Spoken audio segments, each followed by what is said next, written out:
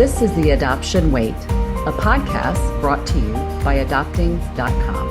I am your host, Laci Richter, author, business owner, and a mom of two through domestic infant adoption who has endured the adoption wait 5 times over. Hello, and thank you everyone for joining me on the Adoption Wait podcast. Today's guest is a very good friend of mine, Miss Julie Estes. Julie is an adoptive mom times 2, and my husband and I met her when we were waiting to adopt for the first time. I asked Julie to join me today to talk about something that is approaching us at rapid speed. And if you've been in any retail stores, you know what that is. It goes Halloween, Thanksgiving, Christmas. It just keeps coming. And that is the holidays. And more specifically, we're going to talk about waiting to adopt during the holidays. Hello, Julie, and welcome to the Adoption Wait podcast. Hi, Laci. Oh, it is so good to be with you today. Thank you so much for inviting me to join you for this conversation. When you mentioned the topic, I was like, oh yes, I have some stories to tell. That's right. I picked you specifically because I knew you had stories about the holidays. So just to give the listeners a little background on how we met, when my husband and I were entering the adoption wait for the very first time, we had to attend a weekend training for our adoption agency. And when we sat down at the table with all our nerves and all our jitters, and we looked up and we saw 2 smiling and welcoming faces across the table. And those faces were Julie and her husband, Chris. And we started chatting and we realized we only lived just a couple miles from each other. So it was amazing. And it was the best connection we could have had right in the beginning of our journey. So Julie, I want to back up a little bit and start with you sharing a little bit about your adoption story. And I know we're talking to a lot of waiting adoptive families right now. They always want to know how long and a little bit of the details. So just share with us how long and some details about how long your husband and you waited in your journey to become parents. Sure. Well, I recognize that there are so many different paths to adoption. For us, our journey toward adoption began with a longing and a hope to be parents. And then we faced the difficult challenges of infertility. After several years of ups and downs with hopes and losses, our hearts and minds quickly shifted toward adoption. I remember a period of time after what we determined would be that one last treatment we were going to try. And we both just knew that adoption would be our next step. Yeah. I'll tell you a little story. We kind of knew that, and we were in a space where we were just taking a little time after that treatment. We knew that was going to be our next step, but we hadn't taken any action yet. And we were in this interesting situation. We were at a wedding. We didn't really know anyone there except the bride and groom. And at dinner, we're seated next to this incredibly kind, beautiful young woman in every way. And we just connected with her. And out of Chris's mouth, he says, "We're planning to adopt. If you ever hear of any opportunities or connections, let us know." And I kind of looked across the table. I was like, okay, this is real. We are. Yeah. That was someone the first spoke time. it to the light. So now it's happening, right? Yes. So he said it out loud and I was like, okay, this is real. So that was a real turning point for us.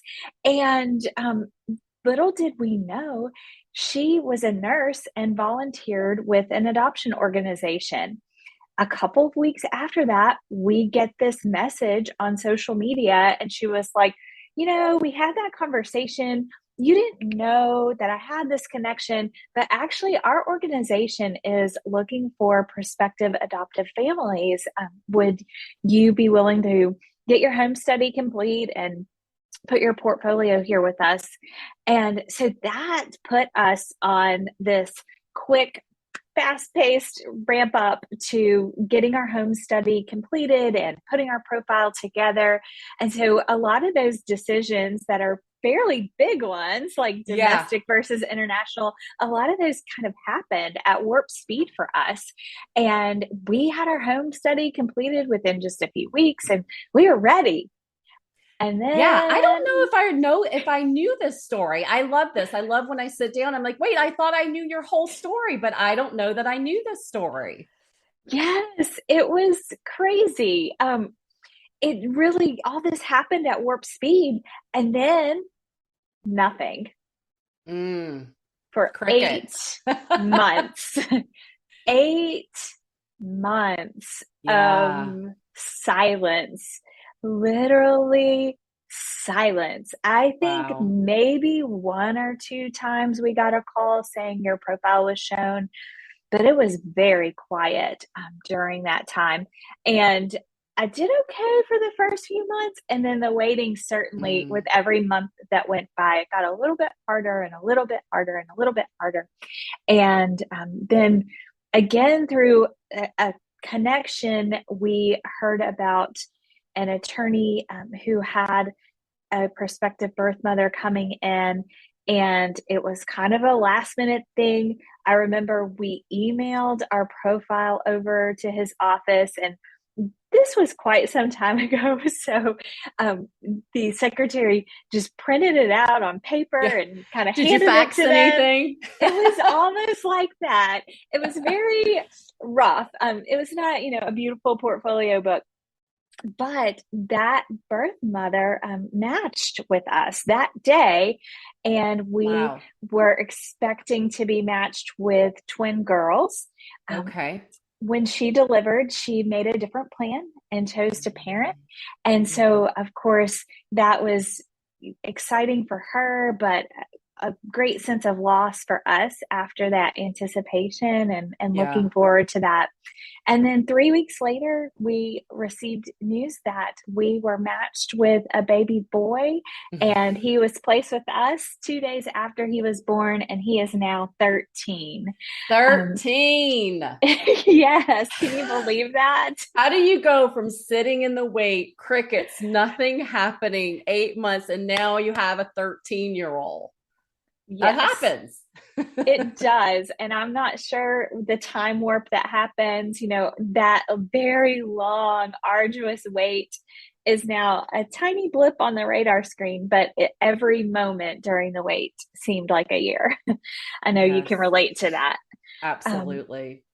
yes. And after he came along, we kept our home study active, hoping to adopt again in a few years. And after that, we felt led to actively pursue another adoption a few years later. And we were connected with an agency. We updated our profile. And that period of waiting was about 9 months from the time that we met you all at that training weekend Yeah. until we were placed matched with our daughter, and she was placed with us at age 8. I'm sorry, at age 6 weeks. Um, Okay. yes, so that's the quick version. You know how this goes. There are so many little miracles that occurred each step of the way with both of our children to bring our family together. Yeah, absolutely. And I'm just learning so much more about your story now. I knew a lot of it, but it's so fun to just find out new stuff. So when we met, you were already parenting your 3-year-old. And so for us, you guys were our mentors. You had been ahead of us. You had already done this. You knew the process. And my biggest wish for anyone, any waiting adoptive family, is that they have this type of connection and this friendship through their wait. We laughed together. We cried. We prayed so many times together. And once we connected at that agency training, and we were both active, and we realized we're both with the same agency, and sort of a light bulb goes off, and we start to realize, okay, potential expectant parents were probably viewing both of our profiles sometimes. And before we jump in to start to talk about the holidays, I want to ask you about something that we both remember very well. And that is that you guys got the call first. So, share with our listeners that story of what it was like when you realized you were going to have to share this information with me and my husband, who were still sitting basically on top of the phone waiting for that call to come in to us. Because I still remember exactly where I was, exactly what we were doing when you gave us that call. Yes. Oh, Laci, it was one of the hardest phone calls I have ever made. We just knew that it was going to take us forever to be Mm, matched with a second child. We had all of these ideas. We thought that all of the prospective birth parents in the world were going to choose a profile of someone without children over us. I mean, we yeah. said these kinds of things. We're like, well, we'll go ahead and kind of get in the mix because it's probably going to take a really, really long time. Yeah. So I was just waiting and hoping for that call from you. I was ready to be there with flowers and balloons and Yep. celebrating the good news. And, with so many things, God's plans do not always match what we have in mind. And No. I really did not anticipate us getting the call first. So when we received that call about our daughter, of course, we were so full of joy and excitement. But really, my second thought was, oh, Laci and Robbie. And I just felt brokenhearted knowing Yeah. firsthand the agony of waiting and watching others celebrate those momentous joy filled moments waiting for that news and then getting it. So it was really hard to make that call. I called you right after our daughter was placed with us. Literally, we were in the car, first car ride. She was Yeah. in her little car seat in the back and, making calls to family. And the next call is to you, letting you know. And so it was this mix of joy and sorrow, kind of all combined, like so many aspects of adoption, really. Absolutely. And receiving that phone call, I was feeling those exact same emotions, and I think that's something that we need to talk about and prepare waiting adoptive families because we want them to connect with other families. But when you see other people being matched and maybe you're still waiting, these are all feelings and things that you're going to go through. Because I'm getting goosebumps right now. I was so incredibly happy for you guys, but yeah, I was like, why not us? And how much longer are we going to have to wait? And all these feelings and asking yourself these questions, these are all completely normal feelings that you're going to go through during your wait. So, Yes. speaking of joy and sorrow mixed together, I want to start talking about the wait during the holidays. And I know from experience that waiting during the holidays can just sometimes be a little extra sensitive. And I want to talk about what that looked like and what that felt like for Julie and I during our waits. I remember a couple of years before we chose to adopt, when we were still trying to conceive, sitting by the Christmas tree and just kind of dreaming of what our soon to be family was going to look like. And then I remember sitting by the Christmas tree when we were actively waiting to adopt. And you guys were actually a part of that memory because we spent some time together then. So, do you have any specific memories you want to share from waiting during the holidays? Yes, I remember that time so well, that Christmas that you all were waiting to adopt your first, and we were waiting to adopt our second. Our son was 3 years old, and we all went to the incredible light display at a garden nearby. And of course, our 3 year old was full of energy, and he loved all the excitement of the music and the lights, and he loved spending time with you guys. You are just so much fun, and he just thought you were the coolest people to hang out with. And I just remember how hopeful I was that by the next Christmas season you all would be parents with a little one keeping you on your toes. Yeah, and that's exactly what happened because we were matched like the following April and then the following August, our daughter was born. And so we had a very different Christmas the following year. What other specific memories do you have that you want to share? Well, there are a few other specific memories of waiting during the holidays that come to mind. I think for me, the years of infertility were the most challenging. Yeah. Though holiday seasons were full of activities with friends and extended family, Christmas mornings felt way too quiet Yeah. with just the two of us. So they're not like that anymore. They are not Yeah. like that anymore. Um, but they sure were for those years. And one of those years, we sort of skipped Christmas and Mm, went on a trip with just a few family members. I'd say the first Christmas we were officially waiting to adopt was one that was filled actually with more hope than sadness yeah. because we were hopeful and looking forward to the time ahead. It hadn't been too long since our home study had been approved. We weren't past that point of, oh, it's been so many months and we haven't heard anything. We were at a point of hope and optimism. So that was Yeah. actually more of an anticipation than sorrowful waiting. Our families knew that we were waiting to be matched. And so there was a lot of hope and support and optimism from them that year, too. Yeah, it was still fresh. Yes. And if I remember correctly, your daughter was born in December, but you guys didn't actually get the call till like 6 weeks later, or a few weeks later, and you spoke to me in pre-interview about something that you still remember every year during the holidays, and that was that you missed your daughter's first Christmas. So tell me more about that. Yes, it's so interesting how birthdays are different for adoptive families if Yes. you weren't there for the birthday. And that was the case with both of our children. We were not there on the day that they Mm, were born. And so I always think about that when her birthday comes around, and her birthday is right there near the holiday season. So I often think about her first Christmas, and I'm filled with gratitude for her birth family who loved her so well. They shared photos with us from her first Christmas. oh, So, that's so we have special. a sweet photo with her and her, my very first Christmas bib. So I know they treasure those memories very fondly. And of course, we think about that time too. We actually spent that particular Christmas with family out of town, which was really unusual for us. It was a special trip to the Northeast, and our son was still 3. Our little nephew was 1. And as I read them the story of Jesus's birth on Christmas Eve, it started snowing.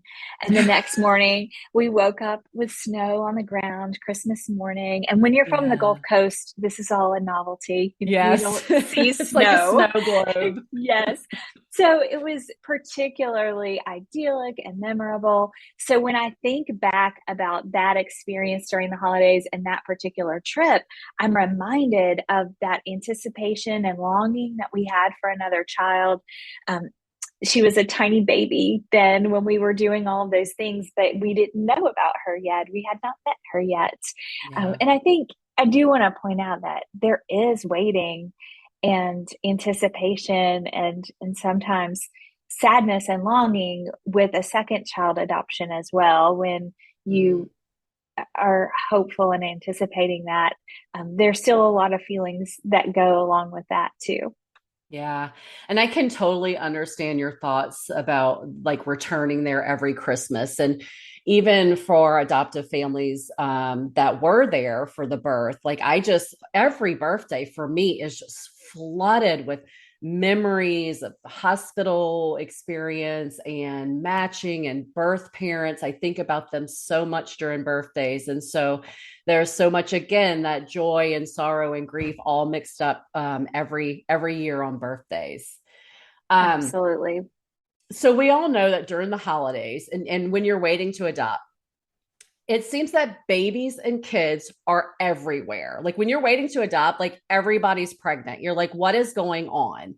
And then in the holidays, it's like babies and kids are just everywhere. They're in the grocery store aisle, they're in the Christmas tree lighting at church. And um, do you remember like any specific events that you just felt like you needed to maybe avoid during that time, or maybe even some events that really brought you some extra joy that you decided to kind of dive headfirst into while you were waiting to adopt during the holidays?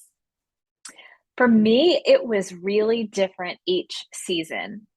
Sometimes I really wanted and needed the love and excitement that came from those family gatherings with all the babies everywhere. Yeah. Let me be the fun cousin or the fun aunt who's holding all the babies. And then other times it was really hard and brought a lot of Yeah. sadness. Most of the years we were waiting, we continued our family traditions with all the special gatherings and church services.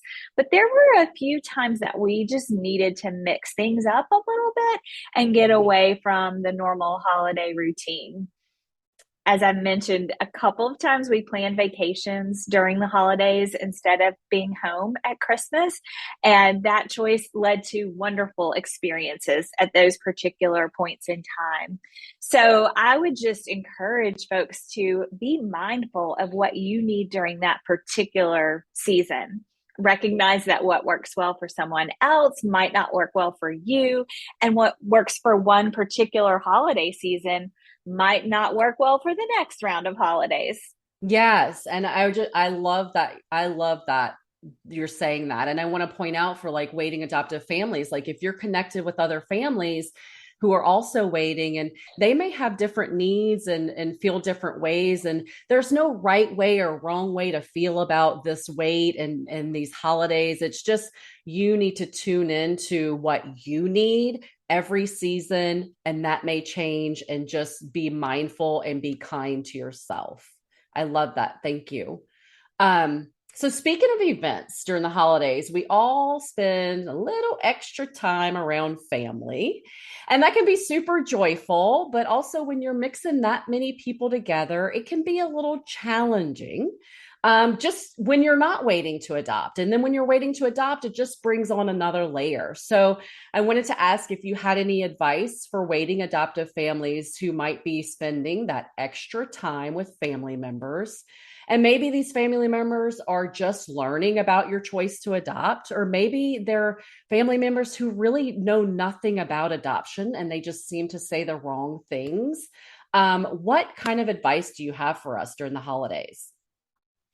Well, like you, in talking with other adoptive families, I know there are some interesting conversations that come up with very well meaning Of friends and course. family members.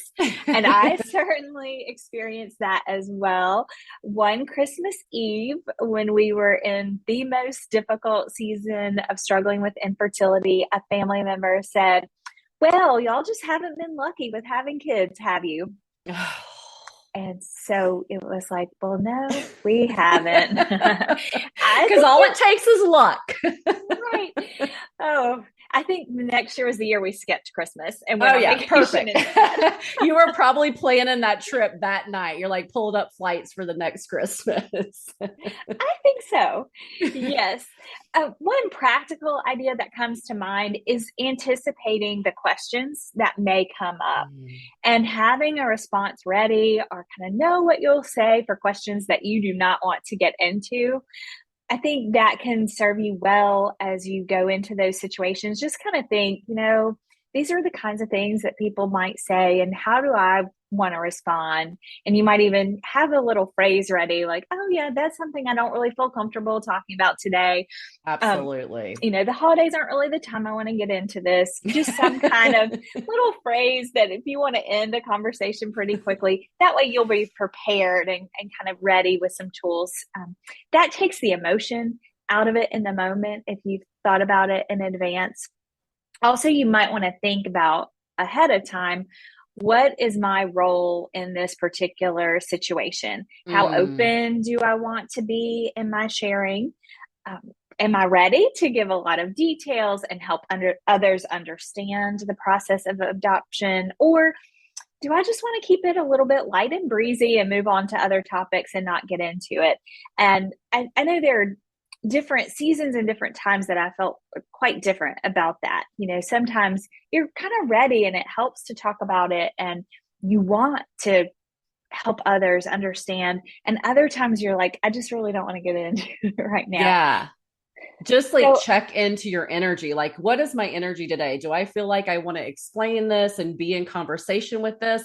Or I love this super practical tip that you are giving our waiting adoptive families, which is come up with a conversation ender. I heard you say that. Like, have that conversation ender ready to go and dish that out. I think I'm going to do that anyway this year for the holidays. Like, just have that ready to go. That is great practical advice. Yes, I'm all for a practical tip. Here's another one that I thought of, and that is if you are in larger gatherings with extended family or friends or big groups, you might want to identify some advocates who can support you and even run interference for you. For Love it. example, like you can talk to your parents or your siblings who are closer to the situation and communicate with them ahead of time and let them try to help answer all the questions of the other people. Let them sort of run interference. So let your mom run interference with that aunt or that grandmother or that person who kind of says things out of turn sometimes. Yes. Think about that and also kind of stick close to your safe people in those Yeah. settings if they feel more like you might be put on the platform to answer all the questions at a time that you don't really feel like getting into it. Yeah, I love that. That's so practical. Bring in your support team. Like have a couple people that like you stick close to, and if you're just tired of the questions, just go back to that team. Or if you want somebody else to help you answer these questions, they can come in. I love that. So now I want to talk about. I'm going to shift a little bit and start talking about traditions because my husband and we started a tradition before our children were born. And it was every Sunday night, we would go out for pizza and then we would ride around and look at Christmas lights. And I know many families do this. This comes from something my mom did because she was always looking for those free activities around the Christmas time. And so we still do that with our children. And then it just feels so sweet to me that I did it before them and we do it now and they love it. They love the Sunday nights between Thanksgiving and Christmas. We already know what we're doing. Did you and your husband create any new traditions or carry over any old traditions that you still do with your children now? Sure. I think some of the biggest traditions revolve around family gatherings, and that stayed the same as we added children to the family. We have gatherings with our extended family who we love so much, and it's always a joy to have those times together with that big group of family around the holidays. So that's something that has been fun to kind of bring them into that we already did. We also play a kind of a game in our family called Christmas Eve Gift, and it's been fun to bring the children into that family tradition. It was part of my family, but the first person to say Christmas Eve gift on Christmas Eve is supposed to get a gift. And so Oh, even if you're not with the people, I call and say Christmas Eve gift. And, now with cell phones and caller ID, it's really easy. If one of my family members calls on Christmas Eve, I don't answer with hello. I answer with Christmas Eve Christmas gift Eve before gift. they can say it. I Yes. love So that. it's just a fun little game. And so now the kids do that too. And their Christmas Eve gift is usually pajamas to wear that night. And so we have, those traditions of reading the Christmas story and opening Yeah. presents. So a lot of that has really continued, but they certainly add all of the fun and energy to those gatherings. Yes. And so while we're talking about gifts, that's a great segue into the next topic I wanted to cover. When we were waiting to adopt, you and Chris actually got us the greatest gift. And I still remember, and it was a baby book for adoptive families because not all baby books are written in a way that adoptive families can use them. And I just thought it was so thoughtful and it just really made me feel seen and less lonely. And around Christmas, we give and we get a lot of gifts. So, what are some gifts that waiting adoptive families could either put on their list that their other family members could get them to prepare them for when they actually do get that call, when they are placed, or maybe some gifts for some extra self care during that waiting time? Absolutely. And we knew about that particular baby book because it was gifted to us from a very dear friend during that time of waiting as a way to love on us and show support and encouragement. So I think those types of baby books, and then there are some really great children's books on adoption. I think it's wonderful to go ahead and help adoptive families build a library of those fantastic books Yeah, and resources. That's a go-to, very easy one that folks are going to love. A few other gifts I thought of were family heirlooms to pass along. that's You a know, great idea. I think, from a very close family member, from a parent to a child, or from siblings, something really special that you want to keep in the family gives that sense of we are hoping and Mm, anticipating with you.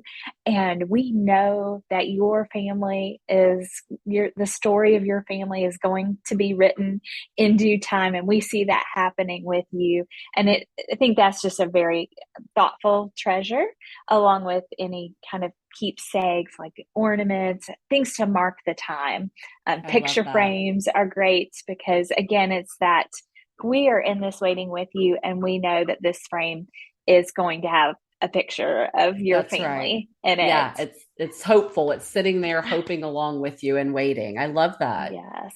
And then on a practical side, I think, putting together that wish list of items that you want to have on hand if you are pursuing newborn adoption, thinking about those baby items that you need immediately, like that car seat or that Yeah. stroller. It's kind of fun in that waiting to pick out some of those things.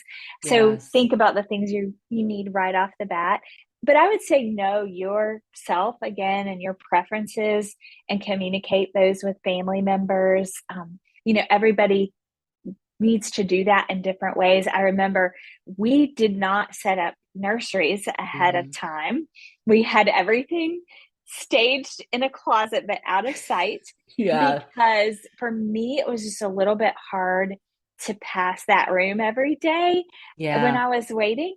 But then I know you set up a beautiful nursery in anticipation. And that was so much fun to Yeah. see you set that up and to kind of be a part of that in certain ways. So know what's going to work well for you, and then get your family involved in supporting you in that. Absolutely. And I love that you keep sort of driving us back to like just being mindful of what we need, not what every waiting adoptive family needs, because we all feel so differently during these seasons. And then just kind of checking in, like, where am I and what do I need? And would getting gifts to prepare me for a baby would that be well for me right now, or would that cause me a little bit more grief and just longing? So just kind of continuing to check back in with yourself. So Julie, this has been such a great conversation. I know our listeners will be encouraged. They also have some action items and practical items to take with them today. They're going to come up with their conversation enders so that they can have a wonderful holiday season. So I'm just going to wrap us up. And the last thing I'm going to ask you for, I sort of ask all of our guests, and that is, outside of the holidays or inside of the holidays, both really, what are three things that you think waiting adoptive families can do right now to make their wait more intentional and more joyful? Well, I think the first thing that comes to mind from our conversation is just surround yourself with a supportive and encouraging community. Um, Yeah. get those folks around you who are going to be with you in the waiting and bring words of hope and encouragement. Also, I would encourage you to be careful with your expectations of Yes. others. Don't let your expectations exceed what you communicate with others, especially thinking about this in the context of the holidays. So Yeah. don't expect your family to act in certain ways if they don't know how you feel about celebrating the holidays and you're waiting. And I think when you're open about communication, your family will often match you there, and those Yeah. expectations will kind of meet up. Also, invest in your own personal and spiritual growth and development during that time of waiting. My faith was just central to my waiting process, just going back to prayer and Bible study and devotionals, like the incredible book that you've written, Laci, just Thank that you. constant reminder of how adoption and the story of our family fit together in God's plan for our life and the hope and encouragement that comes along with that. Yeah, absolutely. Those are great. I'm going to put those three not little, those three big things in the show notes so we can all look at those and take those with us. Julie, thank you so much for being with me today and bringing just encouragement and practical advice to our waiting adoptive families. I hope that you and your family have a wonderful holiday season. Thank you so much, Laci. It was great fun, and I hope our conversation has been really helpful for those in the wait. Thank you.